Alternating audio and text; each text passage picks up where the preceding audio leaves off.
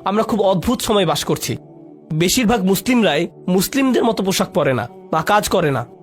তাই যারা খুব অল্প পরিসরে হলেও ধর্মকে ধারণ করে, হয়তোবা তাদের কথায়, তাদের বাহ্যিক পোশাকে বা সামাজিকতায় ইত্যাদি ইত্যাদি, যদি তারা কিছুটা ধর্মের প্রতিফলন দেখায়, তারা এমনকি মুসলিম সার্কেলও ঠাট্টা বিদ্রুপের শিকার হয়। আমরাই তাকে ঠাট্টা বিদ্রুপ করি, অন্য ধর্মের কেউ নয়, বরং মুসলিমরাই করে। যখন এমনটি ঘটে, ধরুন কেউ হাসতে হাসতে বলল, ওই যে ওই লোকটার বড় দাড়ি আছে, কারো দাড়ি নিয়ে ঠাট্টা মশকরা করছেন, কিংবা কেউ হয়তো কারো হিজাব বা জিলবাব নিয়ে মজা করছে। এখানে আমাদেরকে বুঝতে হবে, যখন আপনি কারো দাড়ি নিয়ে মজা করছেন, আপনি আসলে তার দাড়ি নিয়ে মজা করছেন না, আপনি আসলে রসুল সাল্লাল্লাহু আলাইহি সাল্লামের একটি সুন্নাতকে নিয়ে ঠাট্টা করছেন। এটা মোটেও কোনো হালকা বিষয় নয়। ওই লোকটি ফ্যাশন করে দাড়ি রাখেনি, সেই লোকটি আসলে আল্লাহ রসুলকে অনুসরণ করার চেষ্টা করেছে। কিংবা কাউকে হয়তো হিজাবের জন্য ঠাট্টা করছেন, সে হয়তো অন্য কোনো দেশ থেকে এসেছে বা সে তার ধর্মীয় ভাবটা দেখাতে চায়। আমরা ধরে নেব তিনি এটা করছেন কারণ এটা আল্লাহর নির্দেশ, এটা আমরা ধরে নেব। আমরা ভাববো যে তিনি আয়েশা রাদিয়াল্লাহু আনহাকে অনুসরণ করছেন। যখন আয়াতটি নাজিল হয়েছিল, তিনি রান্নাঘরে ছিলেন, তিনি রান্না করছিলেন, নবীজি বাড়ির মধ্যে হাঁটছিলেন। সেই সময় হিজাব সংক্রান্ত আয়াতটি নাজিল হয়েছিল, আর তিনি জানালা দিয়ে তা শুনেছিলেন। তিনি সাথে সাথে তার কাপড় দিয়ে মাথা ঢেকে নিলেন। তারা এমন স্পিরিটকে অনুসরণ করেছেন। সুতরাং তাদেরকে নিয়ে মজা করার মানে হচ্ছে উম্মাহাতুল মুমিনিনকে নিয়ে মজা করা। এর মধ্যে কোনো পার্থক্য নেই। আমাদেরকে খুব সতর্ক হতে হবে যখন আমরা কোনো মানুষের সাথে নিচু স্বরে কথা বলবো, যে কিনা ধর্ম মানার চেষ্টা করছে। এমনকি আপনি যদি তার মতের সাথে একমত নাও হন, এখানে আমি কোনো ফকিহ নই, কিংবা আমি কোনোদিন ফিকের বিষয়ে নিজের কোনো অভিমত দিব না, কারণ আমি এর যোগ্য নই। কিন্তু আমি আপনাকে এটা বলতে পারি যে ফিকের কিছু বিষয়ে মতের ভিন্নতা রয়েছে। উদাহরণস্বরূপ, বিভিন্ন ফকিহগণ, যেমন কুফার বা মদিনার ফকিহগণ, যেভাবে তারা ধর্মকে দেখেছেন ইত্যাদি, বিভিন্ন আলেমগণের ভিন্ন মত রয়েছে। আমি আপনাকে বলবো না যে কার মতটি সঠিক, আমি এর যোগ্য নই। কিন্তু আমি আপনাকে বলতে পারি, যদি আপনি কারো মতের সাথে একমত না হন, বা আপনি মনে করেন পাগড়ি পরাটা তত গুরুত্বপূর্ণ নয়, কিন্তু তারা মনে করে, তাই তারা পাগড়ি পরে, আপনার কি মনে হয় তারা কেন পাগড়ি পরে? নবীজি সাল্লাল্লাহু আলাইহি সাল্লামের প্রতি ভালোবাসা থেকে, তাই না? এমন কিছু বর্ণনা আছে না যেখানে বলা হয়েছে রাসূল সাল্লাল্লাহু আলাইহি সাল্লাম পাগড়ি পরতেন? তাহলে আপনি যখন তার পাগড়ি নিয়ে মজা করেন, ওই লোকটি কি দেখতে লাগছে, আমি এইসব শব্দ উচ্চারণ করতে পারবো না। আপনি যদি বলেন এ তো খুবই সংকীর্ণ মনা, এটা সেটা, সেই সব পোশাক পরে ইত্যাদি ইত্যাদি, আপনি যদি তার এই পোশাকের সাথে একমত নাও হন, যেহেতু তারা রসুলের প্রতি ভালোবাসা নিয়ে এটা পরে, এটাই আপনার তাকে সম্মান করার জন্য যথেষ্ট। এমনকি সাহাবারা কিছু বিষয়ে মাঝে মধ্যে তারা কিছু অযৌক্তিক কাজ করতেন, আপনার কখনোই মনে হবে না যে এটা যৌক্তিক, কিন্তু আমরা জানি তারা ভালোবাসা থেকে এটা করেছেন। যেমন ধরুন আব্দুল্লাহ ইবনে মাসউদ রাদিয়াল্লাহু তাআলা আনহু, তিনি একবার ভ্রমণ করছিলেন। মাঝে মধ্যে তিনি এমন করতেন, তিনি তার বাহনের উপর ঝুঁকে বসতেন। অন্য সাহাবীরা দেখে বলতেন, কি ব্যাপার, আপনি এমন করলেন কেন, এখানে ঝুঁকে পড়ার কি আছে? তিনি বলেন, এখানে একটা গাছ ছিল, রাসূল সাল্লাল্লাহু আলাইহি সাল্লাম যখন এর পাশ দিয়ে যেতেন, তিনি তার বাহনের সামনের দিকে ঝুঁকে বসতেন। এই জন্য তিনি রসুলের প্রতি ভালোবাসা এমনটি করেছেন। এখন অন্য কারোর জন্য এটা খুবই হাস্যকর ঘটনা হবে, কিন্তু এটা ভালোবাসা থেকে করেছেন, এবং আমরা একে সম্মান করি। আমরা এটা এমনই রাখি, একে নিয়ে বিচার বিশ্লেষণ করি না। আমাদেরকে এসব ব্যাপারে সতর্ক হতে হবে এবং মানুষের এই ভক্তির প্রতি নজর রাখতে হবে। যাই হোক, তো ইম্মা ইয়াকুনা ফি আমরিন ইয়াতাআল্লাক বিদ্দীন, এটা ধর্মের কোনো ব্যাপারেও হতে পারে। ওয়া হুয়া মা ইয়াতাআল্লাক বিসসূরা আউল মাশি, এটা তাদের পোশাক নিয়েও হতে পারে, মানে আপনি কারো পোশাক নিয়ে ঠাট্টা মশকরা করেন, বা সে যেভাবে হাঁটে তা নিয়ে। আউল জুলুস, বা যেভাবে সে বসে বা যাদের সাথে বসে। ওয়া আইয়ুহু কাসীরা, এবং এটা বিভিন্নভাবে হতে পারে। সুম্মা ইজহারুল গায়ব ফি হাযিল আকসামিল আরবাআ ক্বাদ ইয়াকুনু লিহাজির, এরপরে এভাবে তাদের দোষ বললে তিনি যে চারটি বিষয় বলেছেন, এটা হতে পারে সামনাসামনি, ওয়া ক্বাদ ইয়াকুল লিগায়ব, এটা হতে পারে কারো পেছনে, ওয়া আলা তাকদিরাইন ফাকাদ ইয়াকুলু বিল লাফজ, এবং এই দুই অবস্থায় এটা কথা দিয়ে হতে পারে। ওয়া ক্বাদ ইয়াকুন বিইশারাতিন ইশারাতির রাসুল আইন, কিংবা মাথা নাড়ানোর মাধ্যমে বা মুখের অভিব্যক্তির মাধ্যমে বা চোখের মাধ্যমে। ওয়া গায়রিহিমা, বা অন্য কোনোভাবে। ওয়া কুল্লু যালিকা দাখিল তাহদান নাহি ওয়াজ জাজর, এটা আমি অনেক আগেই বলেছিলাম, এটা দিয়ে দার্স শুরু করেছিলাম। এই সবগুলো বিষয়ই আল্লাহ নিষেধ করে দিয়েছেন, এবং যারা এমন করে তাদেরকে তিরস্কার করেছেন। তাই এগুলোর ব্যাপারে সতর্ক হন। ওয়ালাম্মা কানা রাসূল সাল্লাল্লাহু আলাইহি ওয়াসাল্লাম আযমান নাস মানসাবান ফিদ্দীন, আমরা জানি যে রাসূল সাল্লাল্লাহু আলাইহি ওয়াসাল্লাম হচ্ছেন সর্বশ্রেষ্ঠ মানুষ দিনে তার গুরুত্বের হিসেবে। কানাত তাআন ফিহি আযিমান ইনদাল্লাহ, তাই তাকে নিয়ে মজা করার পরিণাম আল্লাহর কাছে ভয়াবহ। ফালা জারামা ক্বাল, তাই স্বাভাবিকভাবেই তিনি বললেন, ওয়াইলুল লিকুল্লি হুমাসাতিল লুমাসা। তাই যথাযথ কারণেই যারা এমন করে তাদেরকে তিনি বিভ্রান্ত হিসেবে উল্লেখ করেছেন। কারণ একটি তাফসিরে একটি মত থেকে আমরা পাই, এটা বিশেষভাবে ওয়ালিদ ইবনে মুগিরার ব্যাপারে বলা হয়েছে যে সরাসরি রসুল সাল্লাল্লাহু আলাইহি সাল্লামকে নিয়ে মজা করত। মুফাসসিররা বলেছেন যেহেতু এটা রসুল সাল্লাল্লাহু আলাইহি সাল্লামকে নিয়ে করা হয়েছে তাই এত কঠিন কথা এসেছে, কেননা তাকে নিয়ে মজা করা কোনো ছোট বিষয় নয়। মানে সে কাফের হওয়ার কারণে ইতিমধ্যেই জাহান্নামে যাচ্ছে, এর উপর নবীজিকে নিয়ে মজা করে সে তার গর্তটা আরো বড় করেছে। তোমার যতটুকু আছে তা কি পছন্দ হচ্ছে না? যদি সে রসুল সাল্লাল্লাহু আলাইহি সাল্লামকে নিয়ে কোনো মজা নাও করত, সে শুধু একজন কাফের, এটাই যথেষ্ট তার সর্বনাশ হওয়ার জন্য। কিন্তু সে আরো বড় বিভ্রান্তি ডেকে এনেছে। আর আশ-শাওকানী রাহিমাহুল্লাহর কিছু মন্তব্য পড়ব। হুয়া মুরতাফিউন আলাল ইবতিদা, ওয়াইল শব্দটি এখানে রফা, কারণ এটা হচ্ছে বাক্যে মুবতাদা। ওয়াসাউইগাল ইবতিদা মা কাউনিহি নাকিরা, এখানে নাকিরা দিয়ে তিনি শুরুটা বিশেষভাবে ব্যবহার করেছেন। নাকিরা মানে কি? ব্যাকরণগতভাবে নাকিরা অর্থ আলিফলাম ছাড়া, তাই জুমলায় ইসমিয়ায় আলিফলাম দিয়ে শুরু হয়। আল ওয়াইলু লিকুল্লি হুমাজাতিল লুমাজা। তিনি বলেন তিনি এখানে মারিফা না এনে নাকিরা ব্যবহার করায় এটা বিশেষ গুরুত্ব পেয়েছে। এখানে আলিফলাম ছাড়া ওয়াইল এসেছে, আল ওয়াইলু না বলে তিনি বলেছেন ওয়াইলুন। আসলে এর কি মহত্ব রয়েছে? কাউনহু দুআউন আলাইহিম, এতে করে এটা তাদের বিপক্ষে অভিশাপ হিসাবে ব্যবহৃত হয়েছে। অর্থাৎ যদি আপনি বলেন আল ওয়াইল, এটা শুধু বর্ণনা হিসাবে ব্যবহৃত হয়, দুর্ভোগ তার জন্য যে হুমাজা ও লুমাজা। কিন্তু আপনি যদি আলিফলাম বাদ দেন, এতে করে বোঝায় আপনি শব্দটি দিয়ে কারোর জন্য দোয়া করছেন বা অভিশাপ দিচ্ছেন। অর্থাৎ এটা দিয়ে আল্লাহ তাদের উপর অভিশাপ দিচ্ছেন। এটা নিছক কোনো বর্ণনা নয়। বিষয়টা আমি আপনাদের বুঝিয়ে বলছি। কাউকে আরবিতে সালামুন আলাইকুম বলা যায়, এটা দিয়ে দুইটি বিষয় বোঝায়। একটি অর্থ হচ্ছে আমি আপনাকে বলছি যে আপনার উপর শান্তি আছে, এটা প্রথম, এটা নিছক বর্ণনা। দ্বিতীয়ত দোয়া করা, আপনার উপর শান্তি বর্ষিত হোক। দুইটি আলাদা বিষয়, একটি হলো বর্ণনা, অপরটি দোয়া। ব্যাকরণের ভাষায় একটি হলো খবরিয়া, অপরটি ইনশাইয়া। বুঝতে পারছেন তো? যখন আল্লাহ বলছেন ওয়াইলুন লিকুল্লি হুমাজাতিল লুমাজা, কদ ইয়াকুনু খবরিয়া কদ ইয়াকুনু ইনশাইয়া, এটা এমন হতে পারে যে আল্লাহ বলছেন আসলে এই লোকদের জন্য দুর্ভোগ, অথবা আল্লাহ বলছেন এই সকল লোকদের উপর দুর্ভোগ পড়ুক। আল্লাহ এখানে আল না বলায় দুইটি অর্থই প্রকাশ পাচ্ছে। যদি এখানে আল থাকতো তাহলে এটা শুধু খবরিয়া হতো, এটা কেবলই একটা বর্ণনা হতো, কিন্তু এটা দিয়ে উসলুব দোয়া প্রকাশ পেত না। এটা কোনো দোয়া বা অভিশাপ বা ডাকা এমন বোঝাতো না। ওয়াল মানা। এবার শাওকানী রাহমাহুল্লাহ তার তাফসিরে ফাথুল কাদিরে যে অর্থ বলেছেন সেটা দেখুন। তিনি বলেন ওয়াল মানা খিজুন, অপমান, ও আজাবুন, শাস্তি, আও হালাকাতুন বা দুর্ভোগ, আও ওয়াদিন ফি জাহান্নাম লিকুল্লি হুমাজাতিল লুমাজা, যে হুমাজা কিংবা লুমাজা তার স্থান হবে জাহান্নামের উপত্যকায়। অর্থাৎ নবীজির কয়েকটি হাদিসে আমরা পাই বর্ণনা করা হয়েছে এদের স্থান হবে জাহান্নামের তলদেশে, একে ওয়াইলও বলা হয়। এবং সেই তলদেশ এতই ভয়ঙ্কর হবে যে কিছু বর্ণনায় এসেছে স্বয়ং আগুন নিজে নিজের থেকে বাঁচতে চাইবে। এটাই হচ্ছে ওয়াইল।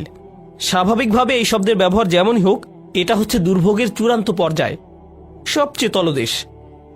গারকিল আসফালি মিনান নার, তাদের জন্য যারা হচ্ছে হুমাজা আর লুমাজা।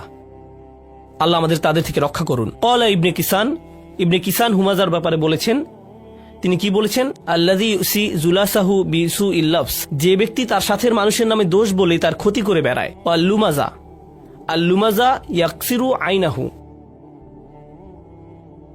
আলা জালিসিহি, যে ব্যক্তি তার সাথের মানুষের উপর চোখ রাখে, অর্থাৎ সে তাদের উপর নজর রাখে, সে চোখ দিয়ে তাদের নিয়ে ঠাট্টা মশকরা করে। ওয়াসিরু বিয়াদিহি, সে হাত দিয়ে নির্দেশ করে। অবিরসি, মাথা বা মুখের অভিব্যক্তির মাধ্যমে। অবিহাদিবিহি, মানে যখন তারা আশেপাশে থাকে না। ওয়াল আউয়াল উলা, তবে প্রথম অর্থে মানে যে মুখের ভাষায় মানুষকে নিয়ে মজা করে, এটাই সবচেয়ে সঠিক অর্থ। অবিনা উল ফুল, এবং যেভাবে ফুলা ব্যবহৃত হয়েছে, ইয়াদুল্লু আলাল কাসরা, আমরা এটা নিয়ে আগেও বলেছি, এটা কেবলমাত্র বিশালত্ব বোঝায় না, এটা দিয়ে সংখ্যাও বোঝায়, এমন কিছু যা বারবার হয়ে থাকে। ফাফিহি দালালাতুন আলা আন্নাহু ইয়াফআল যালিকা কাসীরান, এটা দিয়ে বোঝা যায় যে সে এটা বারবার করে থাকে। আল্লাহর সাথে আমাদের সম্পর্কগুলোর অন্যতম একটি মৌলিক সম্পর্ক হলো তার নিকট দোয়া করা। তার সাহায্যের কাঙ্গাল আমরা। আমাদের ধর্মীয় ক্ষেত্রে তার সাহায্য দরকার, হেদায়েত পাওয়ার ক্ষেত্রে তার সাহায্য দরকার, সত্য পথের উপর টিকে থাকার জন্য, অসৎ পথ থেকে দূরে থাকার জন্য, তার ক্ষমা পাওয়ার জন্য আমাদের তার সাহায্য দরকার, তার সহায়তা দরকার আধ্যাত্মিক ক্ষেত্রে আমাদের ঈমানের জন্য। এছাড়াও জীবন পরিচালনার সকল ক্ষেত্রে আমরা তার সাহায্যের মুখাপেক্ষী। আমাদের পারিবারিক বিষয়ে তার সাহায্য দরকার, অর্থনৈতিক ক্ষেত্রে তার সাহায্য প্রয়োজন আমাদের। আপনাদের মাঝে অনেকেই এমন আছেন যারা ভয়ঙ্কর অর্থনৈতিক সমস্যায় নিমজ্জিত। কেউ আপনার সমস্যার কথা বুঝে না, একমাত্র আল্লাহ এবং আপনি ছাড়া আর কেউ বুঝে না। আপনি আপনার সমস্যার কথা কাউকে বোঝাতে ব্যর্থ হয়েছেন, তারা বুঝে না। একমাত্র আল্লাহ ছাড়া আর কেউ জানে না আপনি কি মুসিবতে জীবন অতিবাহিত করছেন। আমাদের সকলেরই কোনো না কোনো সমস্যা রয়েছে।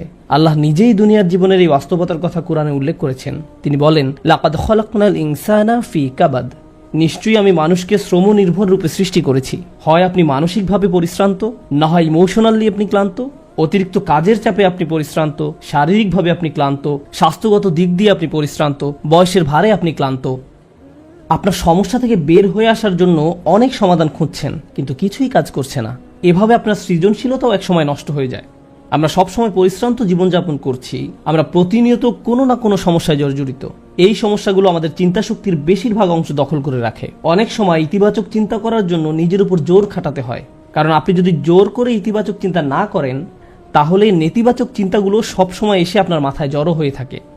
সব সমস্যা যেগুলো সমাধান দরকার, এগুলো নিয়েই আমরা সবসময় চিন্তামগ্ন থাকি। আল্লাহর সাথে আমাদের সম্পর্কগুলোর একটি হলো আমরা যেন আমাদের সমস্যাগুলো সমাধানের জন্য তার নিকট দোয়া করতে পারি। আমাদের যা যা দরকার আমরা যেন সেটা তার নিকট চাইতে পারি।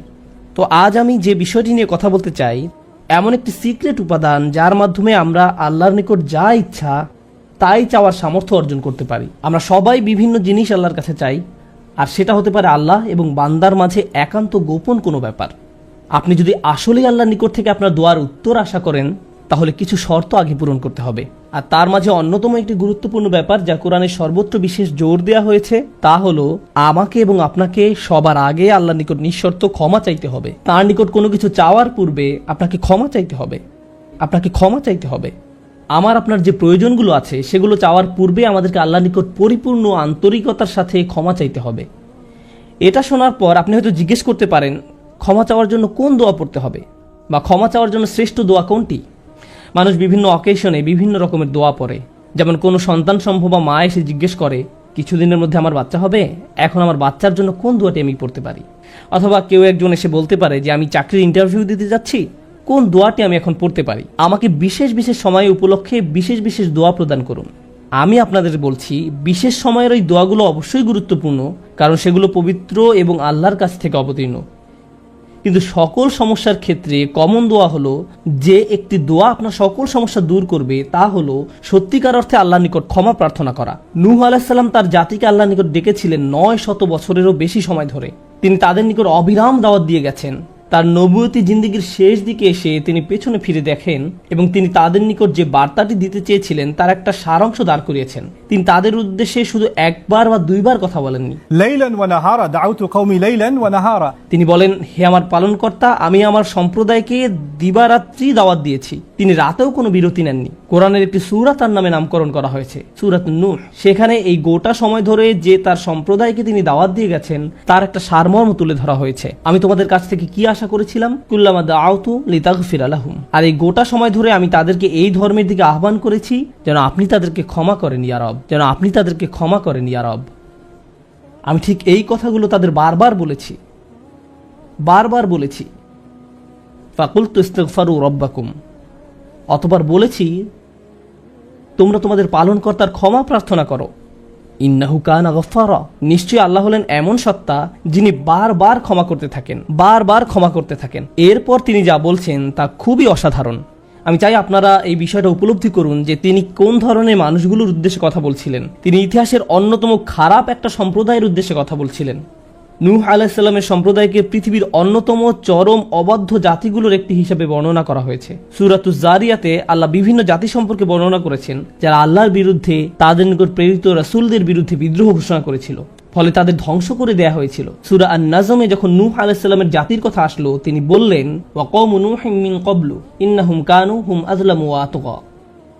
আর পূর্বে নূহের কওমকেও, নিশ্চয়ই তারা ছিল অতিশয় জালিম এবং চরম অবাধ্য। বিষয়টা যৌক্তিক মনে হয়।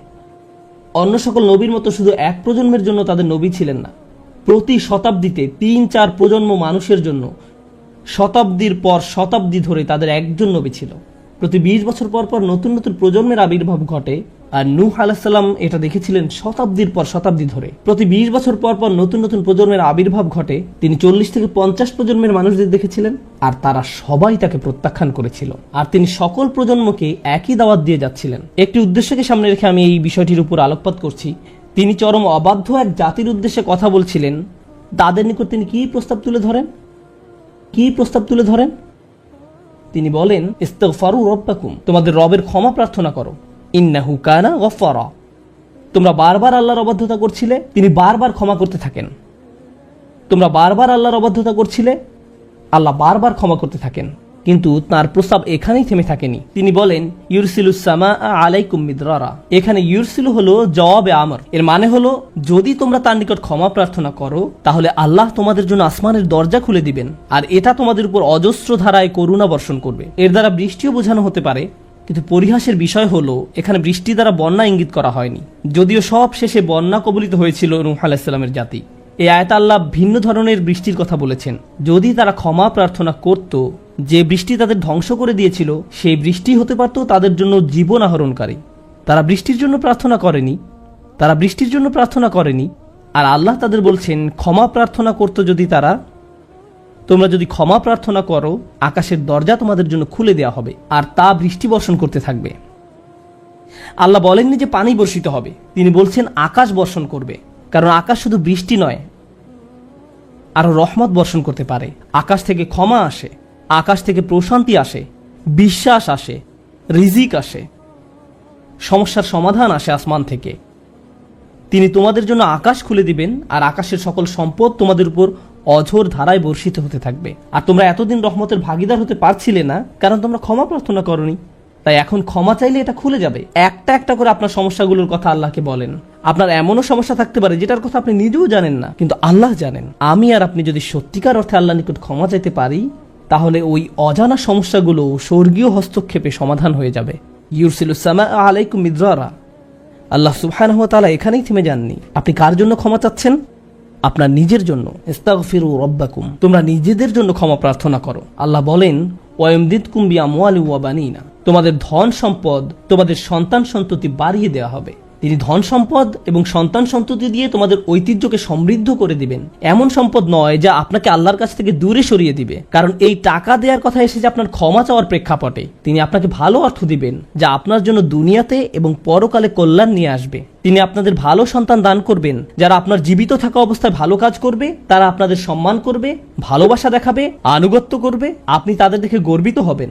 এমনকি আপনি এই দুনিয়া ছেড়ে চলে গেলেও তারা ভালো কাজ করতে থাকবে, যা সাদাকায়ে জারিয়া হিসাবে আপনার আমলনামায় এসে যোগ হবে। আল্লাহ আপনাকে এই সব কিছু দান করবেন। প্রসঙ্গত এই দুই শব্দ, অর্থ এবং সন্তান সন্ততি, ইন্নাহুম আসাউনি ওয়াত্তাবাউ মান লাম ইয়াজিদহু মালুহু ওয়া ওয়ালাদুহু ইল্লা খাসারা। আমার সম্প্রদায় আমাকে অমান্য করেছে আর অনুসরণ করেছে এমন লোককে যার অর্থ ও সন্তান সন্ততি কেবল তার ক্ষতি বৃদ্ধি করেছে। কিন্তু আপনার ক্ষমা চাওয়ার পরে আল্লাহর পক্ষ থেকে যে ধন সম্পদ এবং সন্তান সন্ততি আসে, তা আপনার জন্য শুধু কল্যাণই নিয়ে আসে। একই ধন সম্পদ এবং সন্তান সন্ততি, পার্থক্য হলো এখন তাদের উপর আল্লাহর ক্ষমা ও রহমত রয়েছে। বিষয়টা এমন যেন তারা দূষিত হয়ে গিয়েছে, যতক্ষণ না আল্লাহ তার ক্ষমার মাধ্যমে তাদের পরিশুদ্ধ করেন। আল্লাহর নিকট ক্ষমা প্রার্থনা করলে কত শত পথ আপনার জন্য খুলে যাবে। আসমানের দরজা আপনার জন্য এমন ভাবে খুলে যাবে যে আপনি কল্পনাও করতে পারবেন না। আপনি সবকিছু আরো ভালোভাবে বুঝতে পারবেন। আপনার ব্যক্তিগত সমস্যাগুলো দূর হতে শুরু করবে। উদাহরণস্বরূপ রাগের কথা ধরা যাক। রাগ হওয়া থেকে মুক্তি পাওয়া আসলেই অনেক কঠিন। বহু মানুষ খুবই সমস্যাপূর্ণ জীবনযাপন করে, খুব অল্পতেই রেগে যান। কিছু একটা তাদের সামান্যতেই ক্রোধান্বিত করে, আর তারা এর সাথে লড়াই করতে পারেন না। তারা তাদের এই সমস্যাটা বুঝতে পারেন, কিন্তু নিজের কাছে অসহায় হয়ে পড়েন এবং মনে মনে ভাবেন, না, আমার পক্ষে এই রাগ হওয়া থেকে মুক্তি পাওয়া সম্ভব না। হুদায়বিয়ার সন্ধির সময় সাহাবীরা খুবই রাগান্বিত হয়ে পড়েছিলেন। তাদের রাগ দূর করা সম্পর্কে আল্লাহ কি বলছেন? তিনি বলছেন, ওয়া আনজালাস সাকিনাতা ফি কুলুবিল মুমিনিন, তিনি আকাশ থেকে বিশ্বাসীদের অন্তরে প্রশান্তি নাজিল করলেন।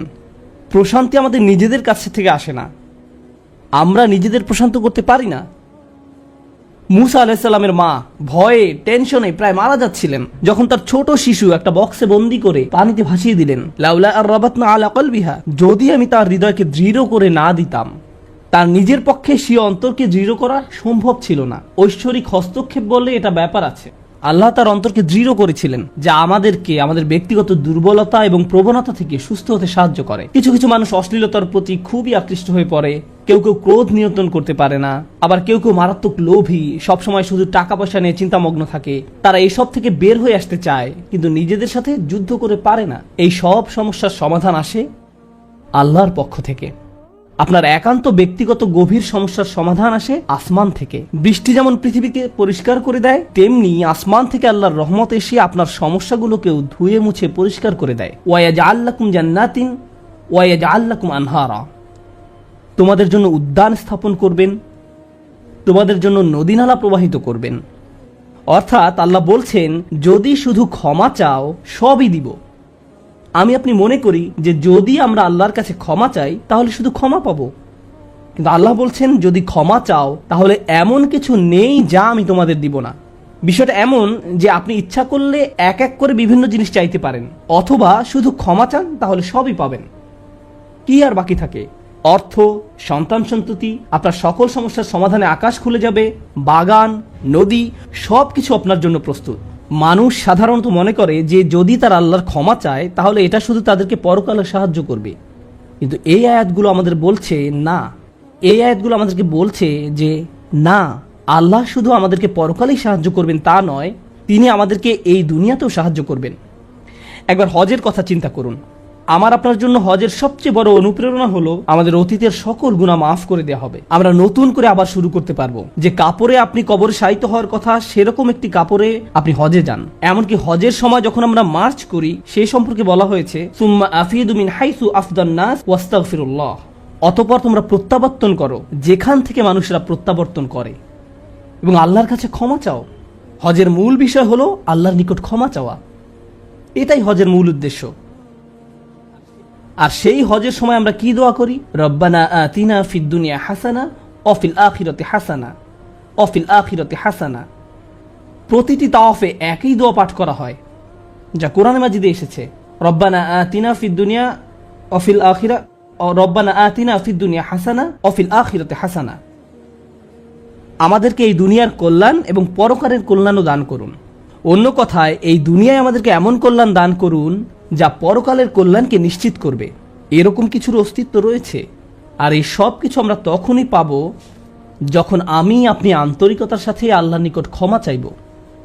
খুতবার এই অংশটার উদ্দেশ্য ছিল আপনাদের নিকট ক্ষমা চাওয়ার কিছু উপকারিতা তুলে ধরা, ক্ষমা চাওয়ার লক্ষ্য বর্ণনা করা। কিন্তু আমরা এখনো বলিনি যে কিভাবে ক্ষমা চাইব। কেউ কেউ কৃত্রিম উপায়ে ক্ষমা চায়, আস্তাগফিরুল্লাহ আস্তাগফিরুল্লাহ আস্তাগফিরুল্লাহ। কারো কারোর জন্য এটা এত নকল যে একবার আলী রাদিয়াল্লাহু তাআলা আনহু একজনকে এরূপ করতে দেখে বললেন, তোমার ইস্তেগফারেরও ইস্তেগফার প্রয়োজন। এর মাধ্যমে শুধু জিহ্বার ব্যায়ামই হয়, আর কিছু না। আমি এখন আপনাদের এমন একটি বিষয়ের কথা বলবো যা আমাদেরকে আল্লাহর নিকট ক্ষমা চাওয়া থেকে বিরত রাখে। বিষয়টা একজনের কাছে কতটুকু প্রত্যাশা করা হয় তার সাথে সম্পর্কযুক্ত। কিছু কিছু মানুষ মনে মনে এই সিদ্ধান্ত উপনীত হয়ে যায় যে আমি সারা জীবন ধরে অসংখ্য পাপে নিমজ্জিত ছিলাম, আল্লাহ মনে হয় আমাকে খুব একটা পছন্দ করেন না। কোনো কোনো মানুষ এমনকি এতদূর পর্যন্ত চলে যায় যে বলে ওঠে, আল্লাহ আমাকে পছন্দ করেন না, আল্লাহ আমার উপর খুবই রাগান্বিত। আমি জানতাম আল্লাহ এই কাজগুলো আমাকে করতে নিষেধ করেছেন, কিন্তু তারপরেও আমি করেছি। শুধু একবার নয়, বহুবার এই খারাপ কাজগুলো করেছি। সুতরাং আল্লাহর ভালো মানুষের তালিকায় আমি নেই, আমার নামাজের কোনো দাম নেই। মানুষ যখন নিজের সম্পর্কে এইরকম ধারণা পোষণ করে, তখন সে কি করে জানেন? আমি তো খুবই খারাপ মানুষ। আপনি কি আমার জন্য একটু দোয়া করতে পারবেন? কারণ আমি ইতিমধ্যে দোয়া করার যোগ্যতা হারিয়ে ফেলেছি।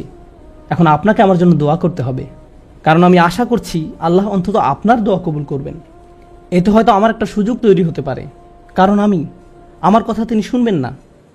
আপনাদেরকে আবার একটু পিছনে নিয়ে যাই। নূহ আলাইহিস সালাম কাদের কাছে আল্লাহর নিকট ক্ষমা চাওয়ার এই প্রস্তাব তুলে ধরেছিলেন? নূহ আলাইহিস সালাম কি এমন মানুষদের নিকট এই প্রস্তাব তুলে ধরেছিলেন যারা সারা রাত মসজিদে কাটাতো, যারা প্রতি বছর হজ পালন করতে যেত, রোজা রাখতো এবং অন্যান্য সৎ কাজ করত? না, নূহ আলাইহিস সালাম ক্ষমা পাওয়ার এই প্রস্তাব তুলে ধরেন ইতিহাসের অন্যতম একটি বিদ্রোহী সম্প্রদায়ের প্রতি, যারা প্রজন্মের পর প্রজন্ম ধরে বিদ্রোহী ছিল।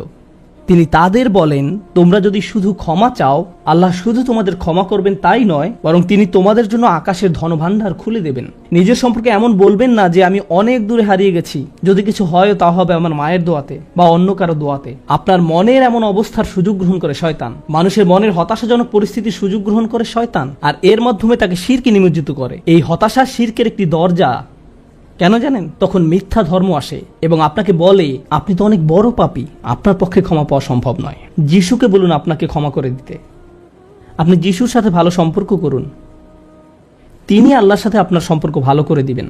আল্লাহ এবং আপনার মাঝখানে যিশু এসে দাঁড়াবে, অথবা তারা অন্য কাউকে মাঝখানে দাঁড় করাবে, বলবে অমুক পীর, তার কবরের কাছে গিয়ে কিছু চকলেট রাখো। তাহলে তিনি আল্লাহকে বলবেন আপনার সমস্যার সমাধান করে দিতে। আপনি এখন আল্লাহর সাথে কথা বলতে পারবেন না, কিন্তু ওই পীর তিনি আল্লাহর প্রিয় বান্দা, তাই আপনি তার মাধ্যমে আল্লাহর কাছে আপনার দরখাস্ত পেশ করুন। এভাবে শিরকের দরজা খুলে যায়। অন্য কথায় আল্লাহর সাথে আমাদের সরাসরি যোগাযোগের মূল বিষয়টি, তাওহীদের মানেই হলো সরাসরি যোগাযোগ। লা ইলাহা ইল্লাল্লাহ একই কথা বলে, আর এই সব কিছুর মূল কথা হলো আপনার যা প্রয়োজন তা সরাসরি আল্লাহর নিকট প্রার্থনা করুন। যে বিষয়টি আমাদের সকল প্রয়োজন পূরণ করবে তা হলো আল্লাহর নিকট ক্ষমা প্রার্থনা করা। এখন এই ক্ষমা চাওয়াটা দুইভাবে হয়ে থাকে, জিহ্বার মাধ্যমে ক্ষমা চাওয়া এবং অন্তরের মাধ্যমে ক্ষমা চাওয়া। মানুষ সাধারণত নিজের পক্ষে যুক্তি দিয়ে থাকে। আমি যদি কোনো কারণে আপনার সমালোচনা করি, যেমন ধরুন কাউকে বললাম এই যে আমি আপনাকে অমুক অমুক কথা বলতে শুনেছি, সে তাৎক্ষণিক হয়তো বলে উঠবে এক্সকিউজ মি, আমি এমনটা বোঝাতে চাইনি, আপনি তো পুরো ঘটনাটা জানেনই না। আপনি সাথে সাথে নিজের পক্ষে যুক্তি দিতে শুরু করেন, আত্মরক্ষামূলক হয়ে ওঠেন। বালিল ইনসানু আলা নাফসিহি বাসীরা ওয়ালাউ আলকা মাআযিরা। মানুষ নিজের সম্পর্কে সুধারণা পোষণ করে, তারা প্রচুর অজুহাত দেখায়। আপনি যদি আসলেই আল্লাহর ক্ষমা চান, আপনাকে নিরিবিলি একটা সময় খুঁজে পেতে হবে। যদি আরবিতে দোয়া করতে না পারেন কোনো সমস্যা নেই, আপনি শুধু পাঞ্জাবি, বাংলা, বাহাসা বা উর্দু জানেন, কোনো ব্যাপার না। আপনি আপনার নিজস্ব ভাষাতেই আল্লাহর সাথে কথা বলুন, আন্তরিকতার সাথে আপনার অপরাধগুলো স্বীকার করুন, কোনো অজুহাত দেখাবেন না। এরকমটা করতে পারা আসলেই কঠিন, কারণ আয়নার সামনে দাঁড়িয়েও আমরা নিজের সাথে মিথ্যে কথা বলি, নিজেকে এভাবে প্রবোধ দেই আমি আসলে অত খারাপ না, আমি যা যা করেছি তার কারণ আছে। যখন আপনি আল্লাহর সামনে দাঁড়াবেন, নিজের কাজের বৈধতা দেওয়ার কথা ভুলে যান।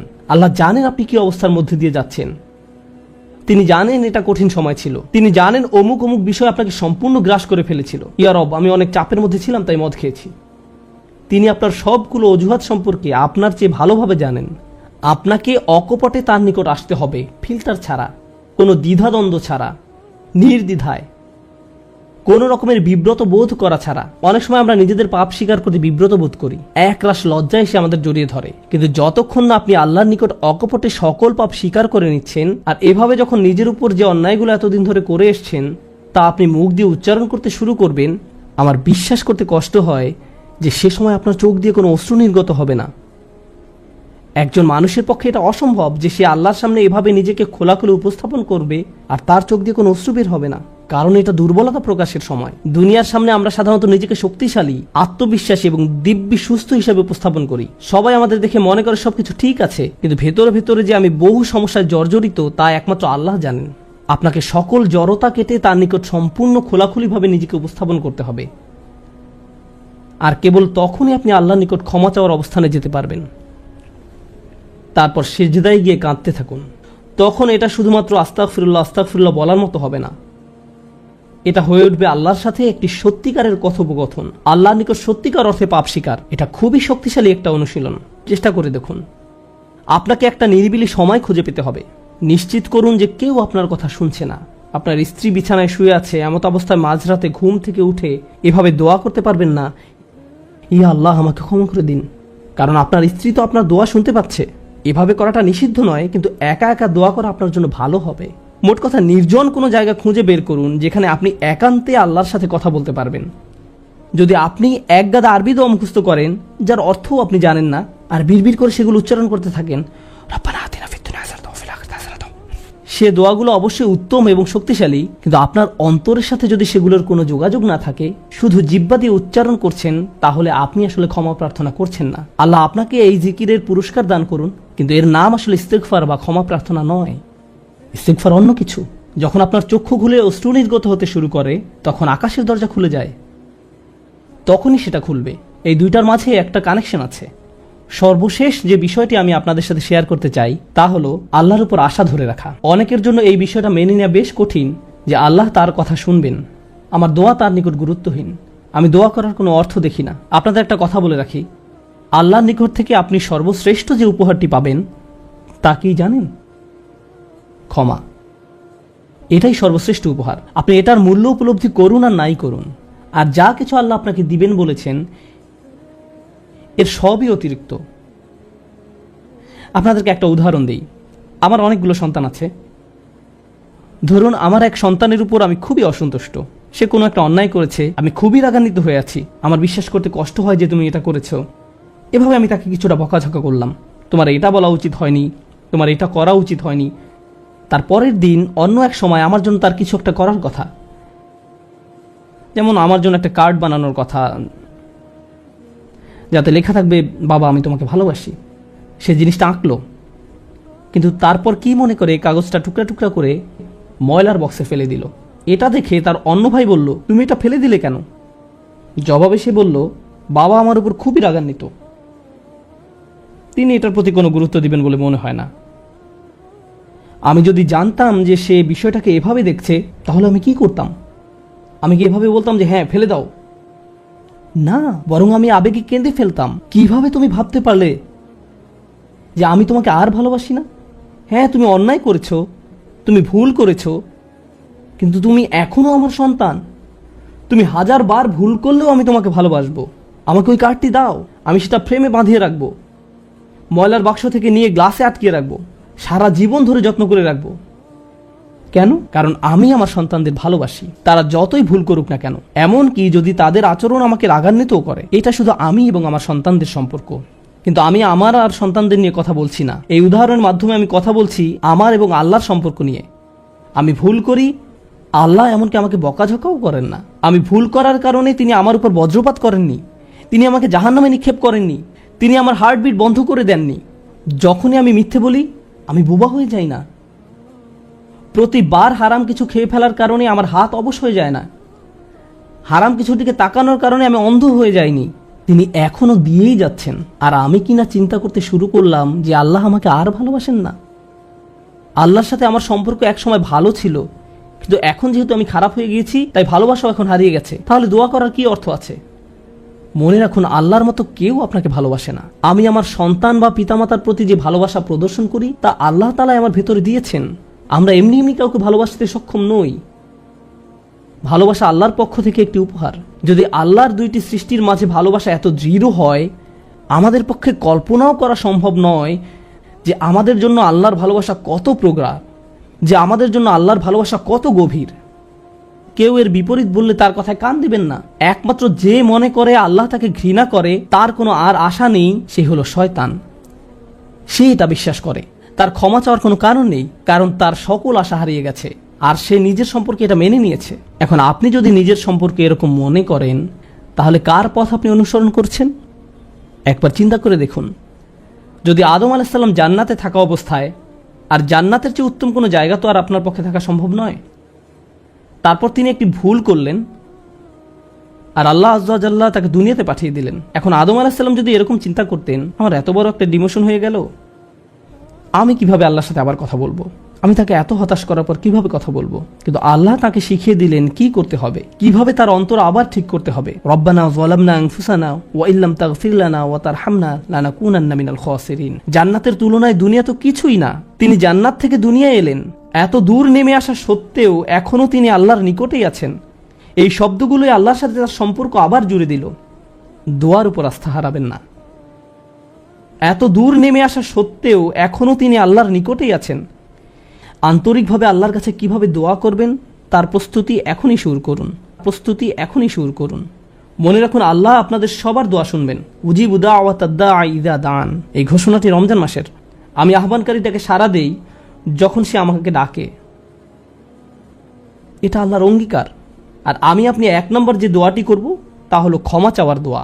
আল্লাহ আমাদেরকে এমন মানুষে পরিণত করুন যারা সত্যিকার অর্থে ক্ষমা চায়। আল্লাহ আমাদের অন্তরে তার নিকট ক্ষমা প্রার্থনা করার তীব্র ব্যাকুলতা তৈরি করে দিন। আল্লাহ আমাদের অন্তরকে এমন নরম করে দিন যেন আমাদের চোখ দিয়ে অশ্রু নেমে আসে। আমরা যারা তার নিকট ক্ষমা প্রার্থনা করি, আমাদের সবার জন্য আল্লাহ আযজা ওয়া জাল্লা তার রিজিকের দরজা খুলে দিন। সর্বশেষ একটা বিষয় মনে করিয়ে দিতে চাই যে আল্লাহ আযজা ওয়া জাল্লা অনেক পথভ্রষ্ট জাতিকে ধ্বংস করা থেকে বিরত থাকেন। কেন জানেন? কারণ সেখানে এমন মানুষ রয়েছে যারা আল্লাহ নিকট ক্ষমা চায়। শুধু তাদের মাঝে এমন কিছু মানুষ রয়েছে যারা এখনো আল্লাহ নিকট ক্ষমা প্রার্থনা করে। তাদের কারণেই আল্লাহ গোটা জাতিকে আর ধ্বংস করেন না। ইস্তেগফার করা মানুষে পরিণত হন। আল্লাহ আমাদের সবাইকে রক্ষা করুন।